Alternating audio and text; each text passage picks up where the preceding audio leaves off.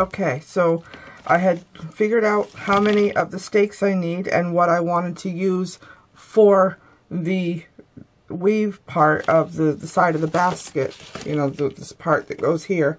I'm going to need 5 of them, and I decided I wanted the stiffer one, and 30 inches is what I wanted to do, and my stakes or my paper tubes happen to be 15 inches long each, so I'm going to use 2 of them and glue them together like I did for making the stakes.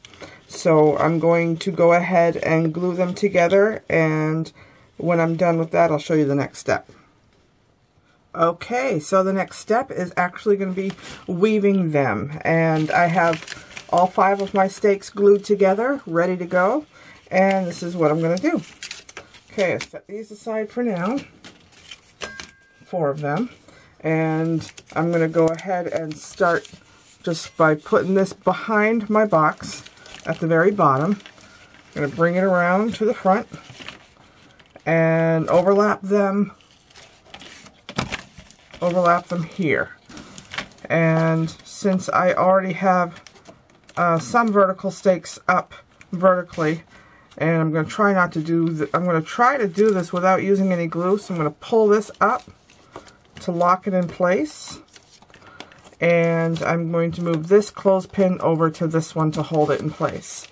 And then I'm going to pull up the next one and take this clothespin off and put it on this one. I'm going to pull this one up and over, and I'm going to do the same thing over here. That locks everything in place, and if you do this right, you don't need glue for this weaving part. But if you want to, just to be sure, you can put just a dab of glue on there to keep it together. So I'm going to go ahead and turn it and do the next side. So I'm going to pull this up and over, move the clothespin over, move this one up, move the clothespin over, move this one up, move the clothespin over, and move this one up, and take this clothespin off and move it over, and then turn it and continue on all the way around. Okay, once you get into a rhythm, it goes pretty fast. Okay, and on the 4th side here.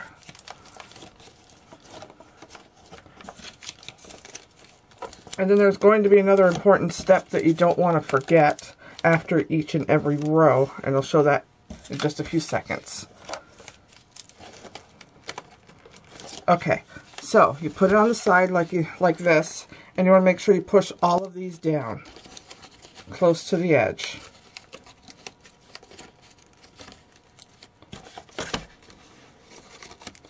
And you're going to do this after each row. You want to get it down close to the bottom.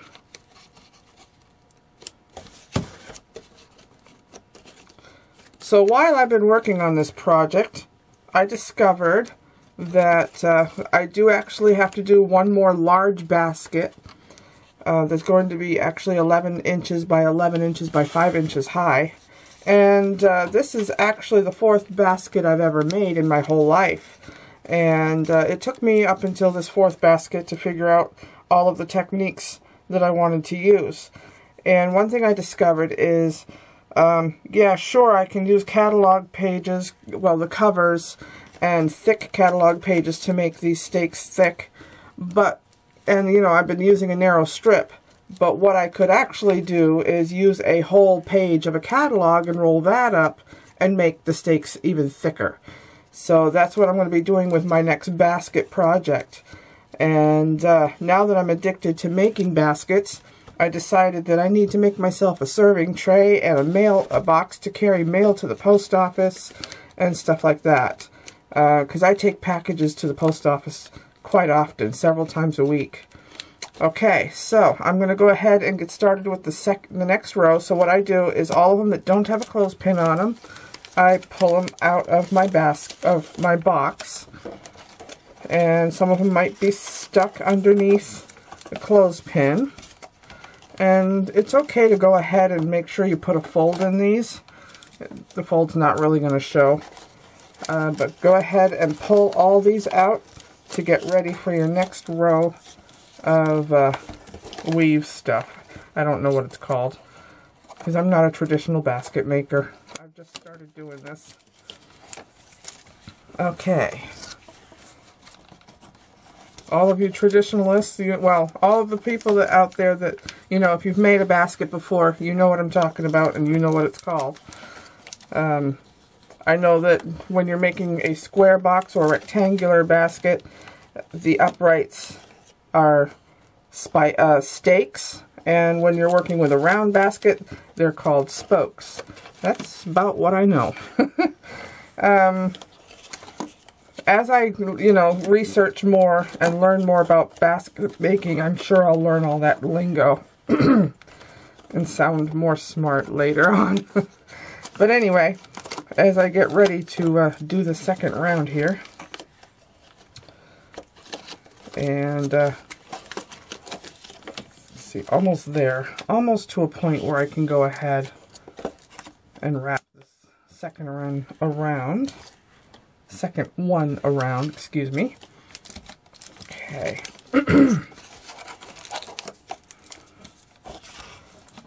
All right, so I'm ready to go around again. So what I'm going to do is find out where I find the area where I started, which is right here, and I'm going to turn the basket a quarter turn. So that way it evenly distributes the beginning and the ending of each round. Okay, so I'm going to go ahead and make sure that this stake goes in the back here, and I'm going to pull these down.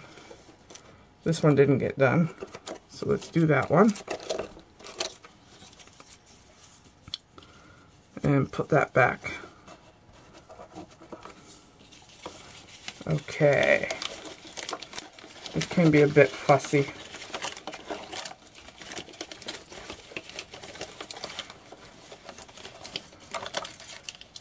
And all of these canes, I guess you could call them canes, would be long enough. Okay. I'm not using reed.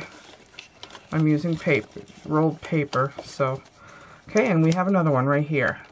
And again, it does overlap a bit. And if you're uncomfortable with how short that is, you can either add a little bit more, or you can go ahead and glue it down. And since this one is so close, I'm going to go ahead and grab a little bit of glue stick.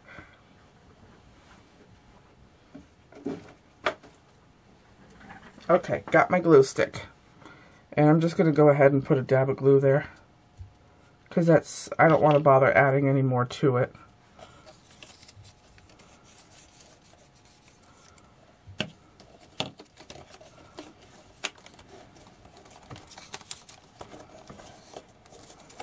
Okay, and again, move your clothespins, and you can fuss with it a little bit more.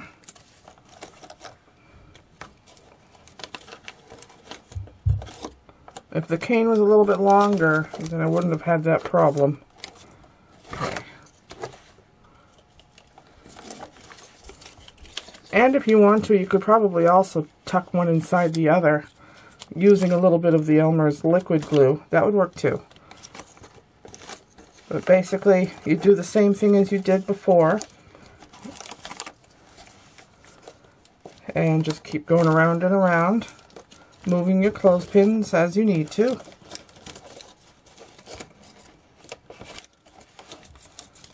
And when I finish the second row, I'm going to go ahead off camera, finish, and the next step will be showing you how I do my brim, which is slightly different from traditional basket making.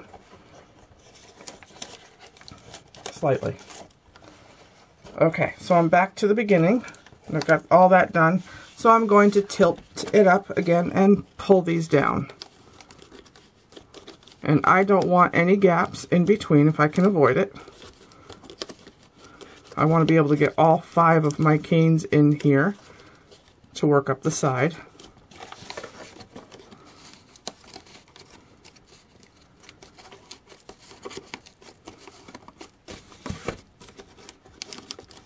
Okay, see, this is, I think, the next one is where I started this particular round.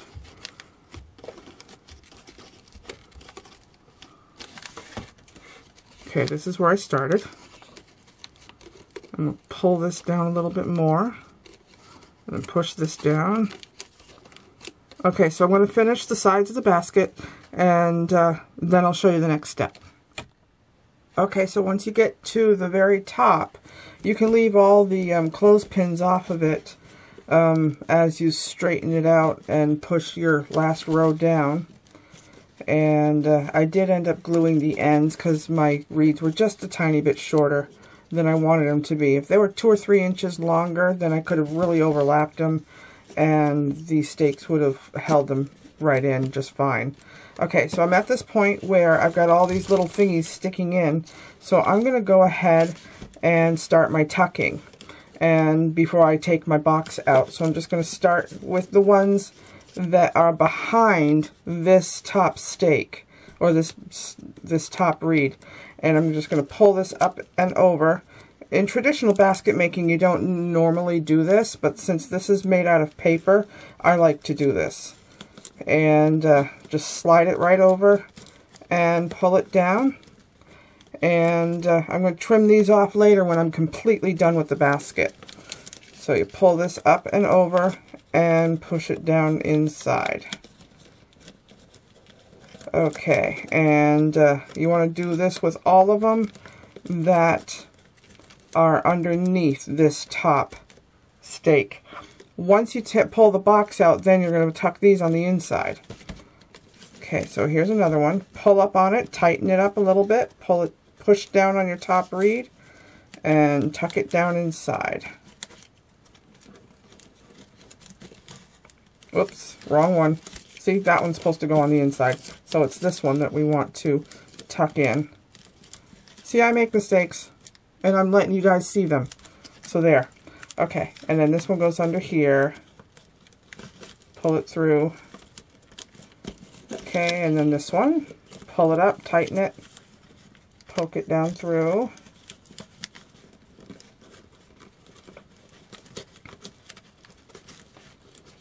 Yeah, in traditional basket making, you would generally just cut these off. But I'm not going to do that. I want the sides of my basket to be as rigid as I possibly can. So with every layer that I can put onto it, it just makes it that more rigid. Okay, almost there.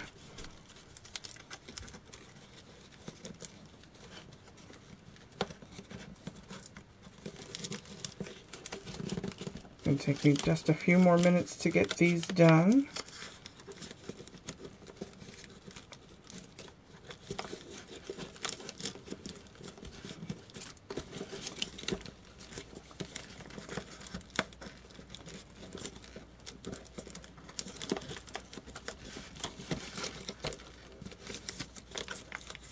Okay,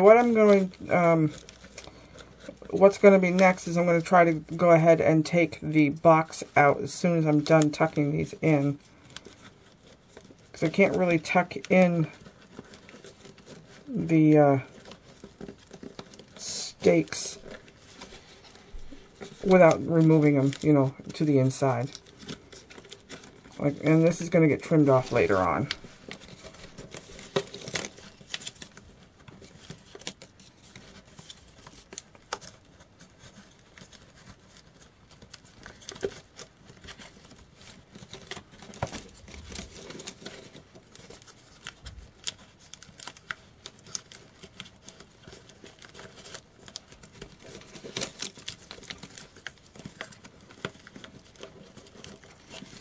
Almost there.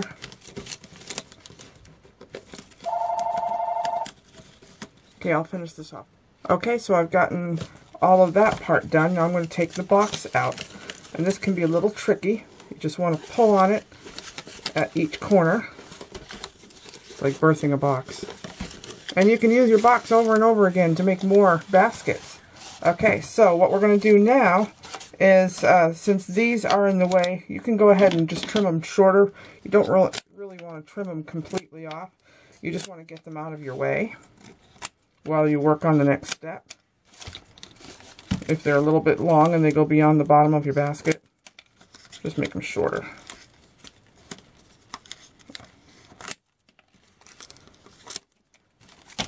I'm not going to actually completely trim them off until I am completely done with the basket, just for security purposes.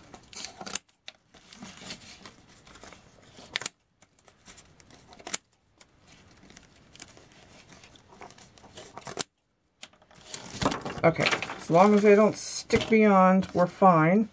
Okay, now we're going to work on putting these stakes on the inside, and I'm just going to start anywhere, and you're going to basically do the same thing that you did on the other side, just tuck them in. And it helps if you actually lay it down in front of you so you can push on it as you push it in. But let's see if I can get one to go in on camera. I'll do 2 or 3. If you have trouble, just lift up on it a little bit on the inside. And that's why another reason why I made these stakes strong and stiff, so that this part would be easy to do. Okay, so I'm going to do a second one. I'll try to get all of them done on this side, and then I'll finish them off camera, and then I'll show you the next step. Okay, so here's the third one.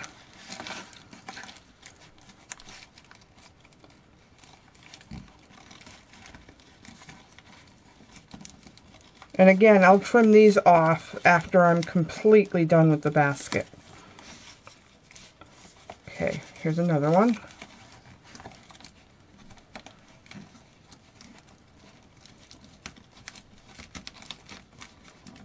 Okay, so I'm going to go ahead and finish. I mean, that looks pretty good as it is, but there is a way of finishing this off so it looks really nice and is more stiff. So I'm going to finish tucking these in, and then I'll show you the next step.